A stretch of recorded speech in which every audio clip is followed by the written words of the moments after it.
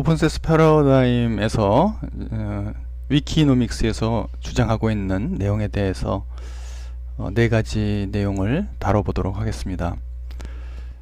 위키노믹스에서 다루고 있는 내용의 네 가지 주제는요, 오픈니스, 즉 개방과 피어링, 상호협력, 그리고 쉐어링, 공유, 액팅 글로벌리, 국제적인 그런 활동을 의미합니다. 이런 네 가지 패러다임이 오픈소스 패러다임을 상당히 잘 요약적으로 설명을 하고 있다고 생각을 합니다. 하나하나씩 그 예를 들어가면서 설명을 해보도록 하겠습니다. 먼저 개방에 대해서 알아보도록 하죠. 우리들이 보통 경쟁을 하게 되면은 폐쇄적으로 됩니다. 그래서 뭔가 자꾸만 감추려고 그러고 숨기려고 그러고 그렇게 되죠. 근데 그렇게 폐쇄적인 것이 경쟁력일까를 한번 역으로 생각해 보는 것도 필요합니다. 그래서 외부 인재 집단에게 문호를 개방하면은 더 많은 좋은 인력들을 쓸 수 있겠죠. 그 다음에 아웃소싱을 할 수 있으면은 특정 부분들을 더 경쟁력 있는 사람들을 쓸 수가 있게 되겠죠. 그리고 개방되어 있는 소프트웨어를 사용할 수 있다고 그러면은 더욱더 경쟁력이 있습니다. 왜? 개방되어 있으면 무엇이 문제점이 있을 때 쉽게 고칠 수 있고요. 또 필요한 부분을 이제 플러긴이라든지 모듈형으로 같이 연계를 해서 쓸 수가 있게 되죠. 이런 의미에서는 지금 저희들이 생각할 수 있는 워드프레서의 거의 창시자인 물렌웨그의 기사를 한번 참고를 해보시면은 여러 가지 좋은 내용들을 확인하실 수 있습니다. 그 뮬렌웨그가 아주 젊은 사람인데요. 워드프레스라고 아마 대부분의 많은 분들이 알고 있으리라고 생각을 합니다. 이 내용을 가지고 만들어서 돈도 많이 벌었어요. 그런 사람입니다. 조선일보가 인터뷰를 한번 했었는데요.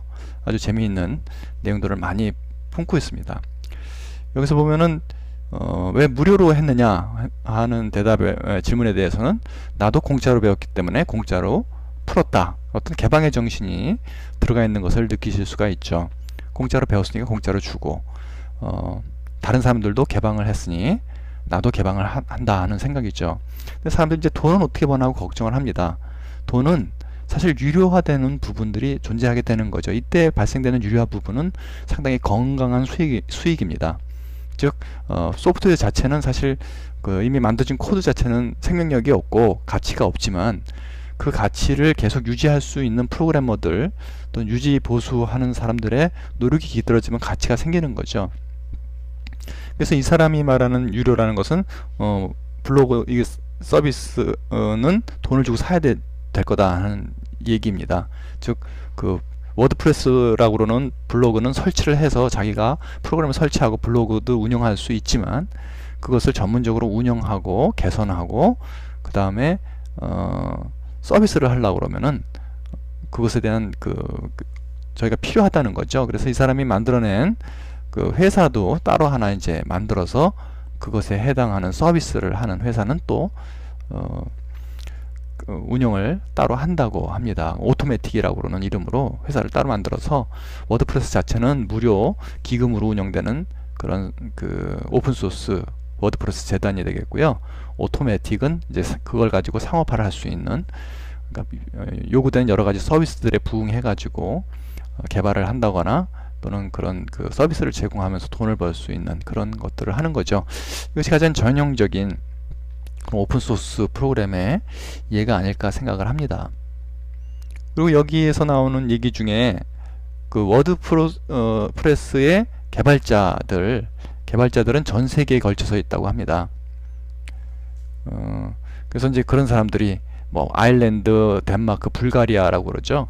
그래서 이런 사람들이 좋은 인력을 이렇게 회사가 커지면서 개방되니까는 개방된 것들을 프로그램을 하다가 저절로 이제 직원이 되는 겁니다. 그러니까 가장 이상적이죠. 전 세계적으로 우수한 인력들을 자동적으로 확보를 하게 되고 그 사람들이 같이 작업을 하게 되므로 경쟁력을 갖다가 가질 수 있다는 거죠.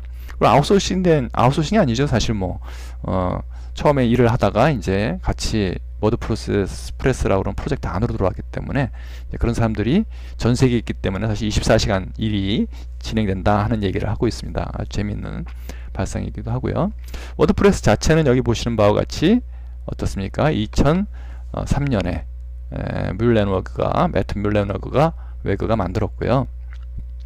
지금 전 세계 웹사이트의 뭐 홈페이지라든지 블로그 류의 서비스의 16.4%를 점유하고 있습니다. 대단한 숫자죠. 그 다음에 개발자가 이 부분 중요하죠. 5만 명 정도 개발을 한다고 다 연결이 되어 있고요. 핵심은 300명.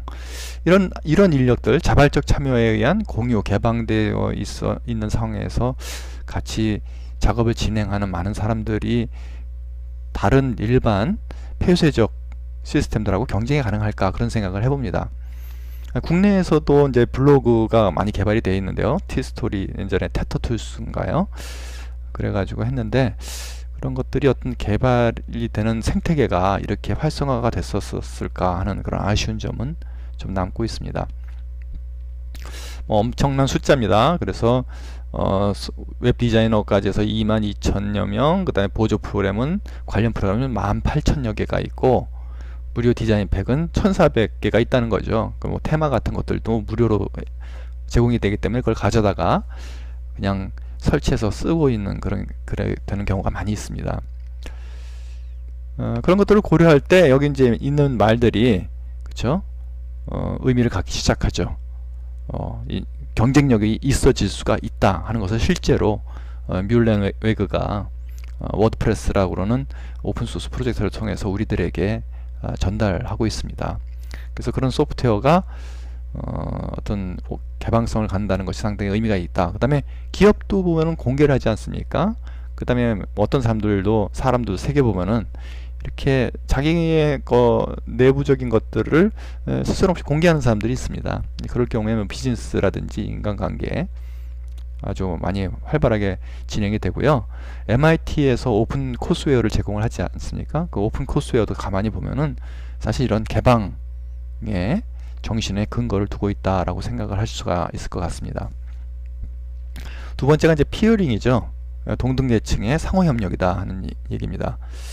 아까 뮬렌웨그가 주장한 것처럼 뭐 아일랜드하고 전 세계에 걸쳐서 그 개발자들이 있다라고 얘기하지 않습니까? 보통 그런 오픈소스 개발 환경의 그 프로그래머들을 보면은 상하 관계보다는 어떤 동료적인 자발적 참여로부터 시작을 했기 때문에 그런 수평적 조직 형태를 갖고 있습니다.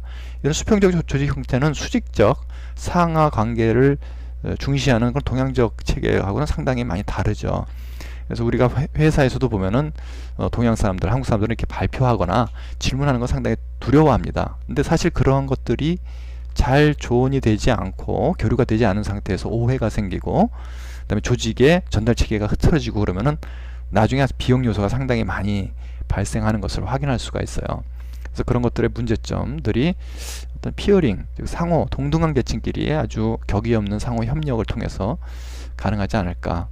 뭐 리눅스라든지 아까 워드프레스라든지 이제 그런 프로그램이 개발된 상황 자체가 매우 상호 협력적인 그런 관계에서 개발이 됐다는 거죠. 그리고 위키피디아도 중요한 사례입니다. 위키피디아는 여러분들 아시다시피 결국은 브리테니커 사전을 넘어섰죠.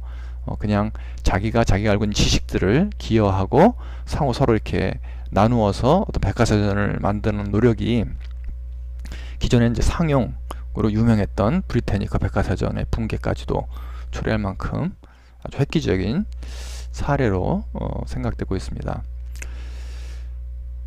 그래서 피어링은 상당히 중요합니다. 효과적으로 자체의 조직을 조직화시킬 수 있는 어떤 기능이 있어요. 누가 시켜서 하는 것보다 이래야 되겠다 하는 조직원들의 자체 발생적인 아이디어들이 자연스럽게 연결이 됩니다. 그 다음에 정보 기반 제품 생산은 효과적이겠죠. 뭐 제품을 우리가 제조업에 이게 적용될지는 잘 모르겠습니다. 하지만 제조업에도 인사 처리 결정 과정이라든지 회의 진행 과정 또는 전체적인 회사 분위기 이런 것들이 이런 분위기를 가질 수는 있겠죠. 그래서 이제 물리적인 제품 제조업이라든지 그런 생산 분야로도 이제 확산은 가능하다 하는 것이 피어링에 대한 생각이 되겠습니다. 그다음에 이제 쉐어링, 같이 이제 나눈다는 거죠. 저도 특허를 예전에 한번 내본 적은 있는데요. 이 특허라는 것이 저는 사실 회의가 많이 있습니다. 말도 안 되는, 얼토당토 안 되는 것들을 특허라고 해놓고, 예전에 한때는 여러분들 대기업에서 이러닝 자체를 특허로 걸어놓은 적도 있었습니다. 그래서 그것이 한 10년 전 되나요? 큰 이슈가 된 적이 있었는데요.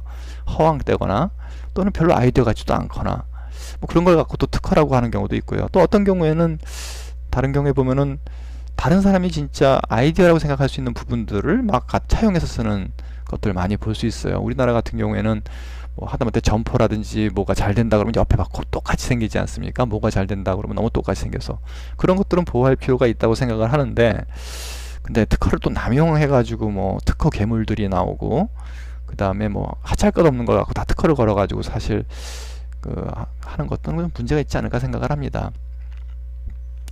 그래서 공유를 하는 것도 사실 좋긴 한데 보호를 완전히 또 무시할 수는 없죠. 그래서 어느 것이 맞다고 장담할 수는 없지만은, 저는 사실 특허에 엮이는 게 더 많지 않을까 그렇게 생각을 하는 사람 중에 하나입니다. 그리고 이제 그런 것들이 꼭 특허를 통해서 한다는 것보다도 자기가 갖고 있는 고유의 아이디어는 새로운 영역에서 어떤 블루오션, 그러니까 있는 것들을 나눈다는 것보다 새로운 것들을 서로 공유해 나가면서 발견한다라는 측면으로 사물을 접근하는 것이 더 건설적이고 효과적이고 생산적이지 않을까 하는 생각을 해봅니다.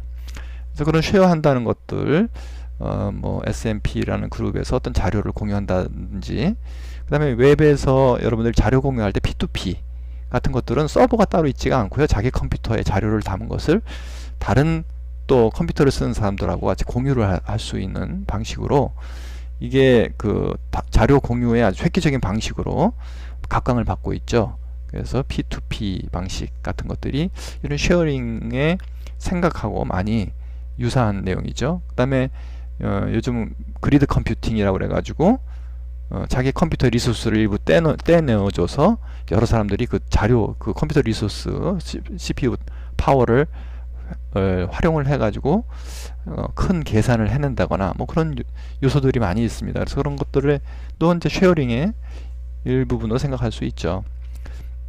이런 것들은 사실 글로벌하게 활동한다는 그런 것들과 연결이 됩니다. 그런 개방과 공유의 정신을 갖고 있으면은 사실 리소스가 지역적일 될 수는 없겠죠. 국제적으로 되게 되고, 국제적으로 활동하게 되고 연결하게 되고 연락하게 된다 하는 생각을 당연히 하게 됩니다.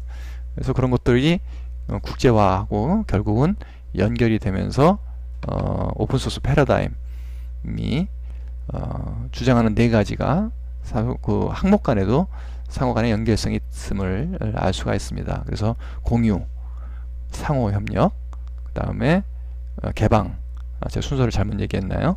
개방, 상호협력, 공유, 그 다음에 글로벌한 활동, 이런 네 가지가 위키노믹스의 핵심 네 가지 요소라고 여러분들 이해하시면 될 것 같습니다.